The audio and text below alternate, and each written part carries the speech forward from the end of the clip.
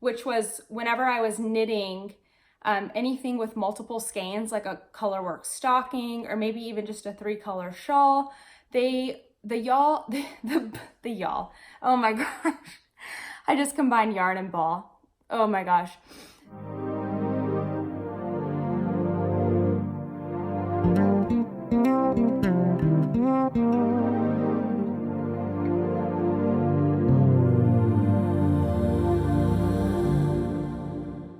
Hi everyone, my name is Natalie, also known as Knitty Natty. Welcome to episode 19, I believe, of the Love in Stitches podcast.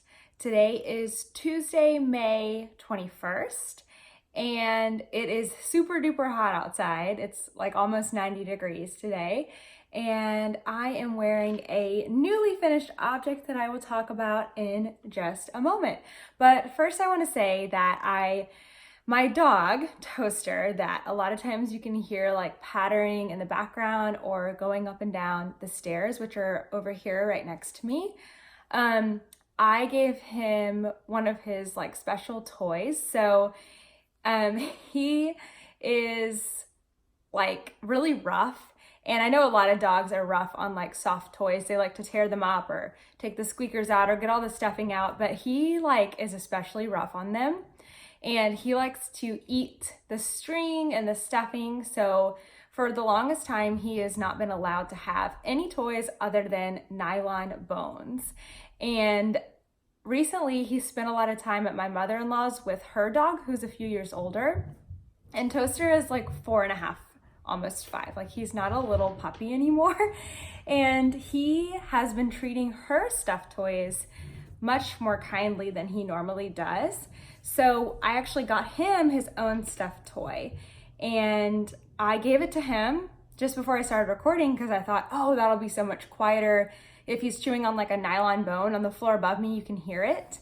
But then I realized that that toy has a squeaker in it. So he also gets really excited for that toy. He's like running up and down the stairs. So if you hear more noise from him than usual, that's just Toaster. And if he comes down here again and starts squeaking, I'll probably have to trade with him or something. But anyway, let's jump into knitting. So I am wearing my recently finished ruffled romance sweater, which is a crocheted pattern by Lisa Torrey, who's Coco Crochet Lee. And sitting here, it looks very like almost like football shoulder pads, but I'll stand up in a second and you can just see how cute it is. But the whole thing is in this wonderful split like single crochet, which looks like knitting. And then it has the cutest little lace bit on the sleeves, and the sleeves are pretty big. But this is a sweater that I had completed. I started out test crocheting it for Lee, and it took me a lot longer than I thought it was going to. Oh my gosh, he's being so loud. Hopefully you can't hear him as loud as I can, but I know that's probably not true because the camera picks up more than the ears do. But we'll keep going. So I originally started out test crocheting it and fell dreadfully behind. And then I finished it, and I wore it, but it was just not fitting right. It was the sleeves were too big and the body was just too small for my body. It didn't have any shaping, so it just went straight down from the rib cage, and that I'm just learning that doesn't work for me. If a pattern doesn't come with A-line shaping or if it's not like 10 inches of positive ease, I'm gonna have to adjust it. And that's just my body, and that's exactly why we're knitting and crocheting. It's not to replicate things that I can already get at the store. I wanna make things that really fit me. So I did some math, I took things back, and I adjusted it. So let me stand up now. Let me scoot back a little bit, and I'll show you the rest. So it's pretty simple, and it's wrinkling a little bit. You can see here that I barely still have any ease, even though I've done tons of increasing, which you can sort of see. And maybe you can, I don't know if you can see it here, the kind of increasing that I've done, you can sort of see that. But it does fit so much better. So originally, like I've got a lot of ease. I really probably should have made a size down, and then I still could have done this kind of increasing, but you can see that there's a lot of room here. Before it was like this, and it was like that all the way down. So it just absolutely squeezed me like a sausage. So now it's fitting so much better. I used up until like the very end of my 4 skeins of Madeline Tosh twist sock. So this takes a lot of yarn to crochet a sweater, even though it's short sleeved. It's got this pretty lace detailing, and I actually blocked, when I blocked this, I didn't pin anything but these. I just pinned these out, and I think I have a picture I might be able to put in. If I do, I'll put it in here, just so you can see how I pinned these out so they laid nicely. The first time I did not pin that out, and it's a circular yoke, and you can see that's kind of giving me like a football arm kind of effect here. This is my first circular yoke in knitting or crochet. So you kind of get like some extra fabric in the back. I don't know if there's a way to fix that with maybe like short rows or something, but that's just the nature of a circular yoke. It's a circle, but your body is not the same geography in the front and the back, so it just is going to be like that. But overall, I'm really pleased. I could say that I learned a lot from making this sweater, and it is really adorable. So now I'm excited that I can wear it, probably more in like air conditioning, since it's summer and it's super hot here in Texas. And I'm about to go to Tennessee next week, and it's gonna be even hotter there. It's gonna be like mid-90s, which is just crazy, but I'm gonna talk more about that in the end when I kind of talk about my plans for the upcoming couple weeks. So ruffled romance sweater, I use Madeline Tosh Twist Light, which is a fingering weight yarn, and the pattern does not call for fingering weight. I adjusted it, which is why it took me longer, because it was taking me like twice as many rows or rounds to make an inch as the original pattern. So learned so many things. But oh, the colorway is, ooh, help me remember, copper pink. And it's probably looking more brown, more coppery on the screen than it is in person. It's definitely kind of that grubby, pinky mauve that I love so much right now. That seems to be pretty popular. So I'm really happy with it. I'm gonna keep this on for as long as I can. I've got the air conditioning turned off, and it says it's only 70 degrees in here, but it feels really hot. So we'll see how long I can keep it on. Actually, I have another finished object this week. I made a very small project in between last episode and this one, and I've already gifted it. So I recorded a little video, I think sometime this past weekend, to show you. So I will put that in here. Hello from back in time.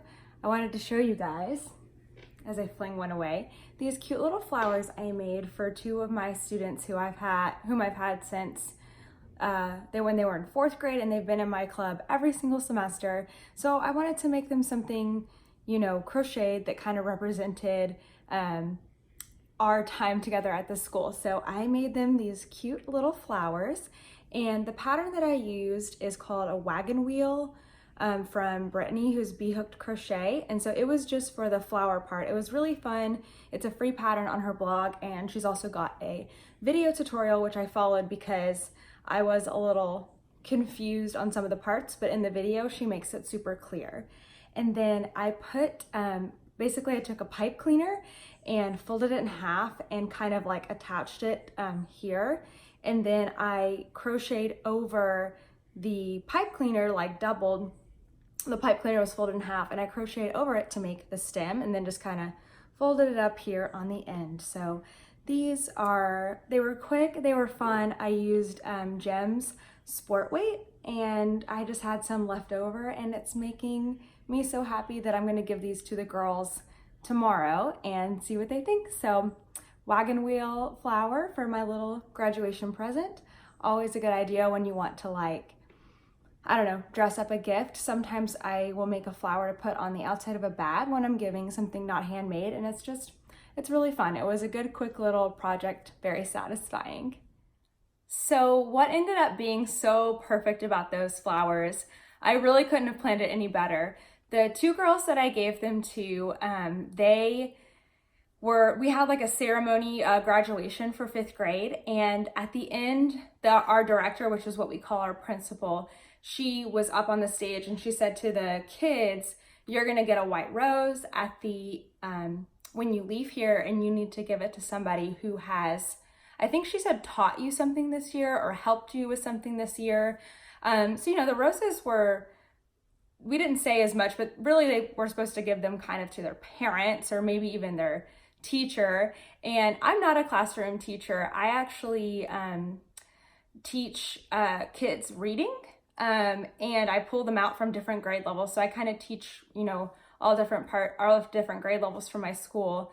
But the kids that I get really close to are the ones that are in my knitting and crochet club, which these 2 girls were.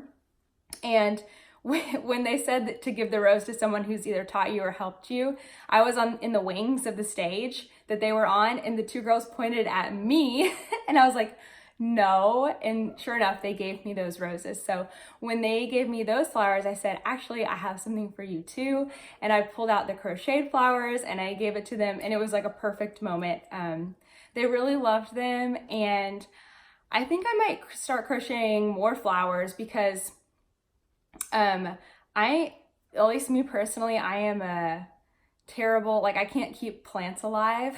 I keep flowers alive for pretty long, but a crocheted flower is never gonna die. So I think they're really great to like add on to a gift and add on to like a gift, or, you know, give as a gift. So, okay, I have some whips.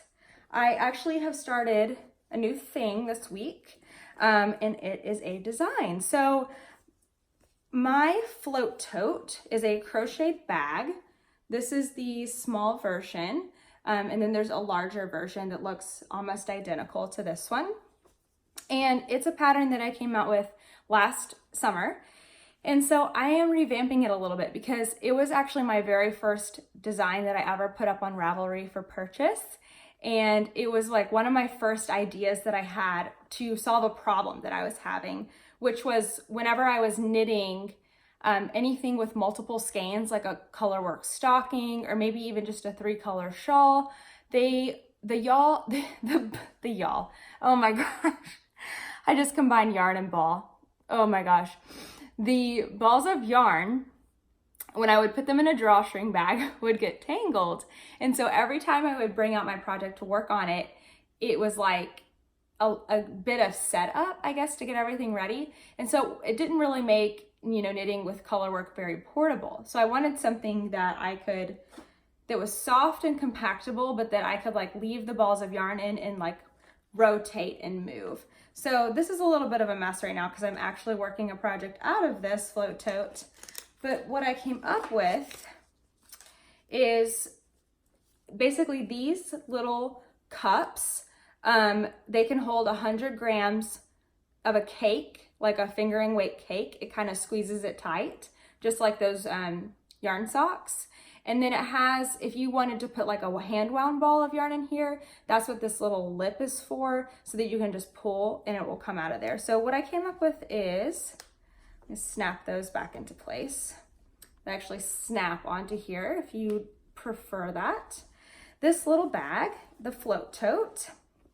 On the outside, it's just a really basic tote. You could just make the tote itself.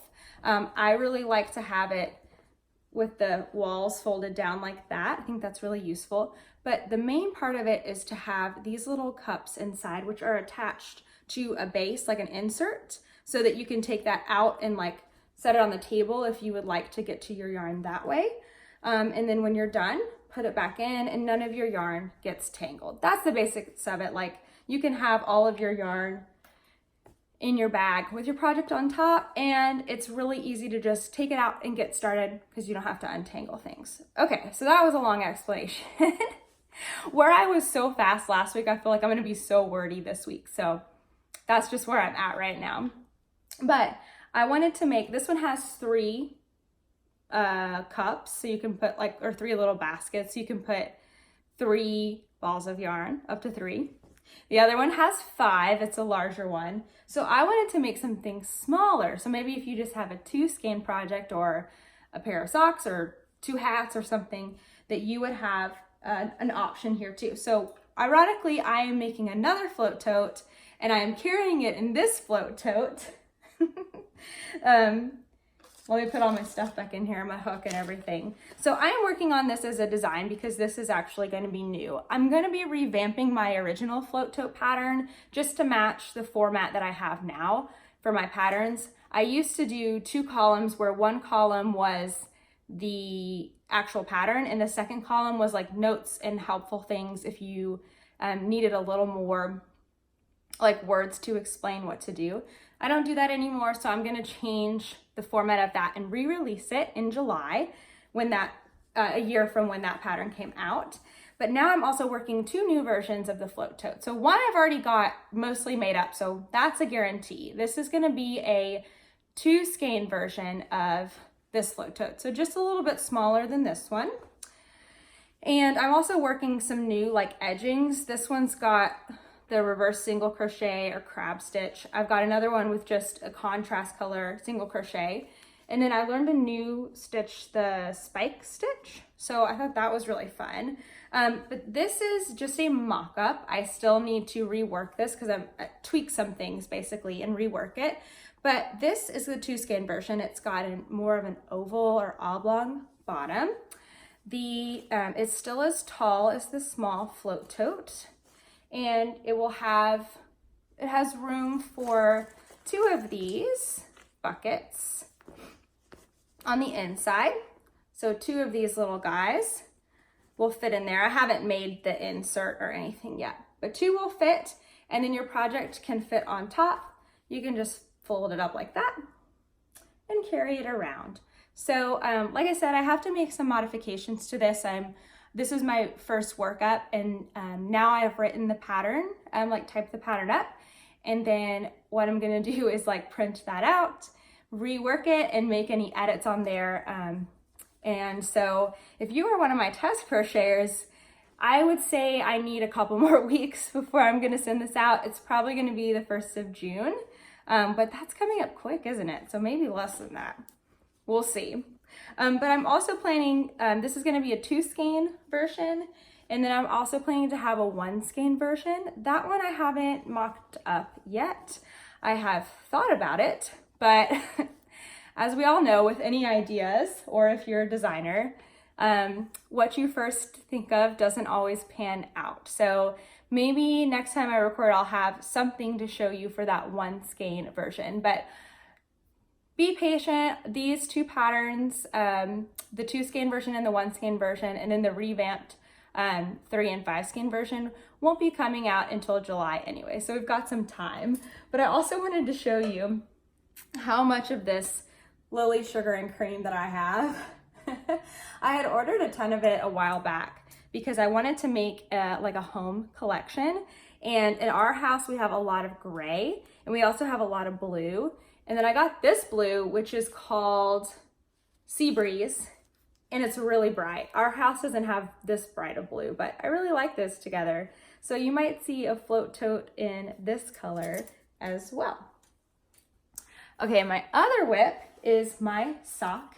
In a way, it's also sort of a design because I am working on some sock tutorials. So I think I had done ribbing last week. I put my little Monster Book of Monsters from Simply Serving on there just a minute ago because I didn't have a progress keeper on there because I keep stopping to film this, and so the progress keeper is kind of like irrelevant to the process of knitting a sock. So I just took it off. But I have worked past the heel, which is this pink stripe right here, and now I'm working on the foot, and after that I'll be able to record how to do the toe and Kitchener stitch and hopefully have these videos out to you very soon. I'm tentatively thinking about putting an intro video out next week, which will have like what kind of supplies you need for your socks. And then after that, I would release a video each week for cuff down socks. And then after I finish the cuff down series, I'll do my toe up series. So that's a tentative plan, but the best place to watch for that is my YouTube channel, which is just called Knitty Natty, or I believe if you search Love in Stitches, you can also find it. And you can also watch me on Instagram, where I'm at Knitty Natty, and I will post or put in my stories when those videos come up. But yeah, so this yarn, should talk about that, is Leading Fiber Arts, and the colorway is Yarn Hoarder. And I really like how it's working up. I'm just doing a really simple sock, 60 stitches, 1x1 rib, stockinette stitch, and I'm gonna do an afterthought heel. So I've been working on those periodically and it's been fun. So now that I'm done with this sweater, and that was kind of it, I'm kind of like just narrowed down on my whips. The only other projects that I really have going are, well, that I technically have going are scrappy blankets, but those do not count.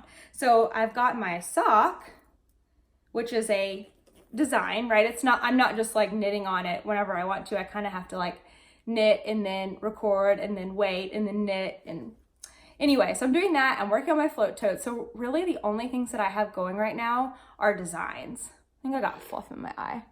Okay. So I decided that I can't just have designs because that's just no fun. I mean, it is fun. That's why I'm doing it. I love to design, but it's also nice to have something that you're just following. So I decided to cake up some yarn for a tank top, which I've been saying for like a month now that I need to make a tank top. So I caked up this yarn.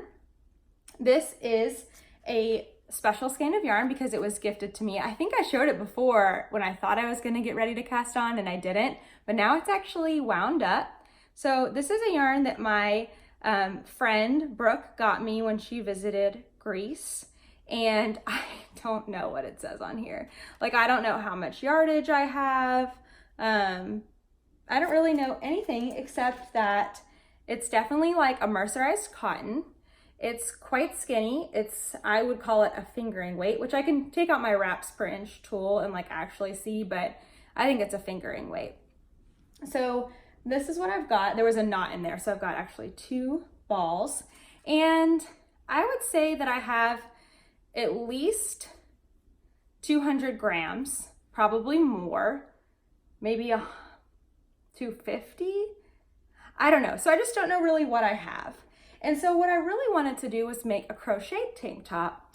My friend Claire, who's Eclair Makery, has a really sweet tank top. I'm blanking on the name right now, but I can put it at the bottom.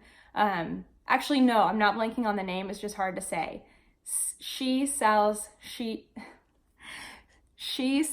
seashells crochet top, possibly. I'll still put it at the bottom, but it's super cute. It's 2-tone, and I thought maybe I could make that, but it's actually a DK weight if I'm not mistaken, and I don't think that this yarn would look good crocheted at that gauge. Then there was another top that I thought about making. It's a peplum, and it's by B Audi Designs, or B Audi Designs, and I think I can meet the gauge on that one, but I don't think I have enough yarn to do a peplum. I just don't know. So where I ended up is I started by crocheting a swatch, and this is not really a swatch. It's enough of a swatch to know that this is not gonna work, but it's really not a swatch.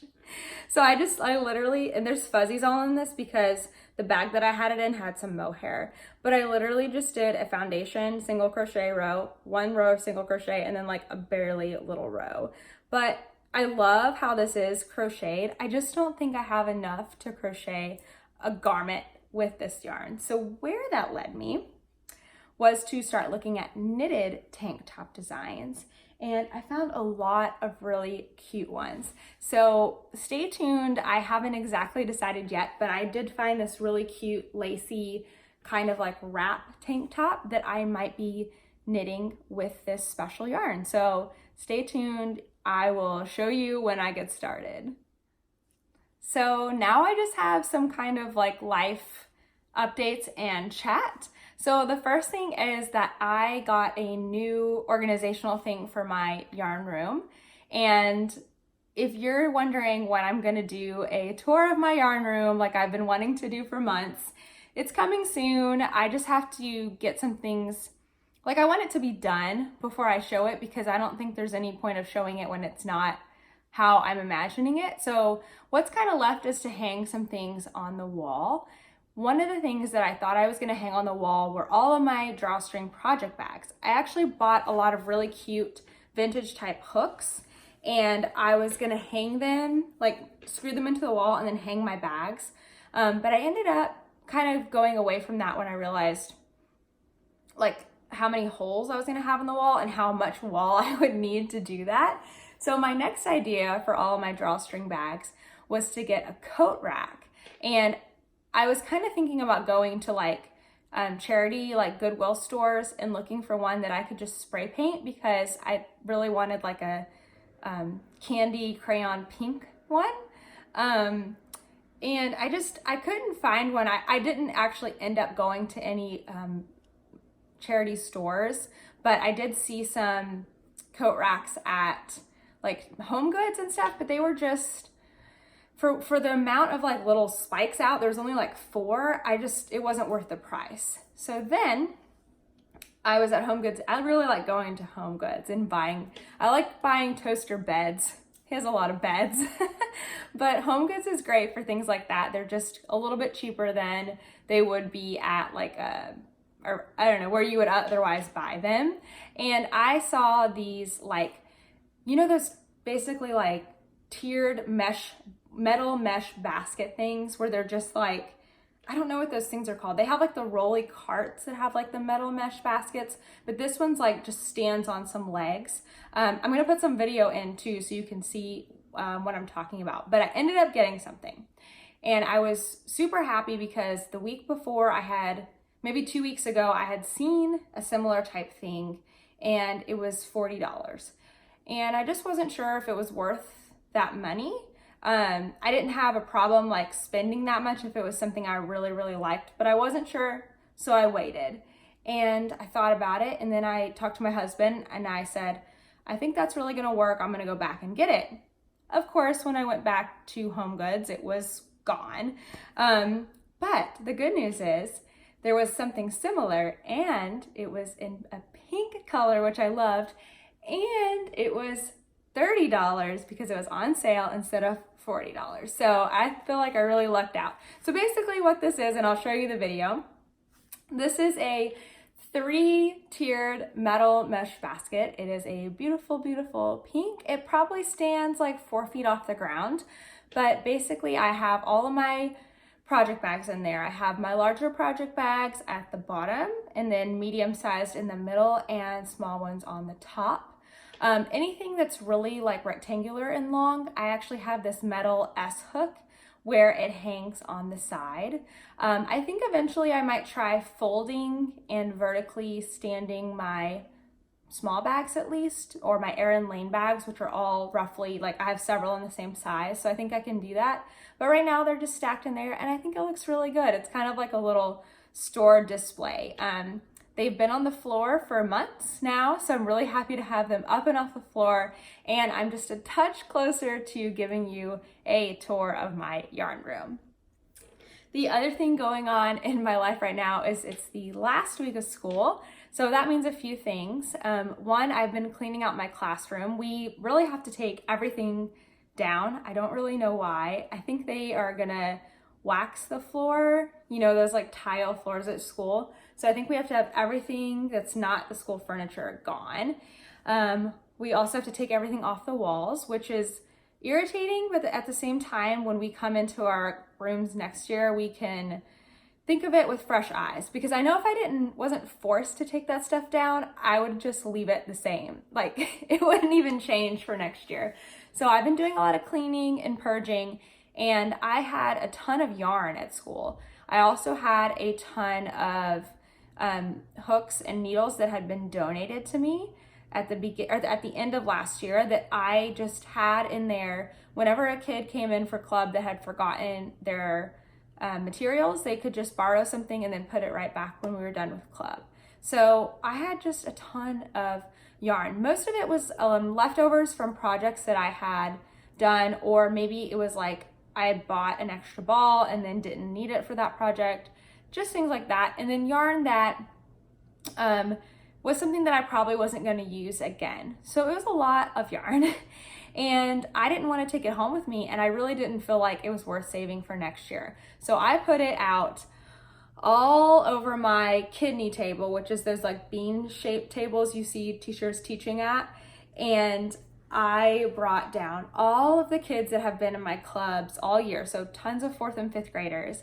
And I said, it's time. I don't want to take any of this home. Like, we're going to go one at a time, and you can pick one thing off the table, and we're going to keep doing that until this stuff is gone. And they loved it. So basically it's giving them something they can practice with over the summer. I let them take all the needles and hooks too, which is great. And they totally cleared me out. I had, I think like at least 20 kids in just like a line out my door. And I was just like, all right, next person, pick something. All right, next person, pick something. And it was a really good feeling, one, to clean. I love purging and cleaning.